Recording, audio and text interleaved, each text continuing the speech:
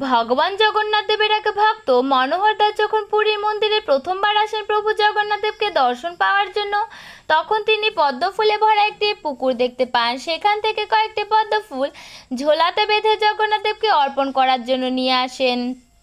কিন্তু যখন পুরীর মন্দিরে প্রবেশ করতে চান, তখনই পুরোহিত মশাই তার ঝোলাতে কি আছেন দেখাতে বলেন এবং ঝোলাটি খুলে দেখেন তার মধ্যে শুকনো কতগুলো পদ্ম ফুল রয়েছে। পুরোহিত মশাই ভাবেন মনোহর হয়তো প্রভু জগন্নাথ দেবকে অপমান করার জন্যই নষ্ট ফুল নিয়ে এসেছে। এরপর মনোহরকে বেত দিয়ে আঘাত করা হয়, যার ফলে সে অজ্ঞান হয়ে মাটিতে পড়ে যায়।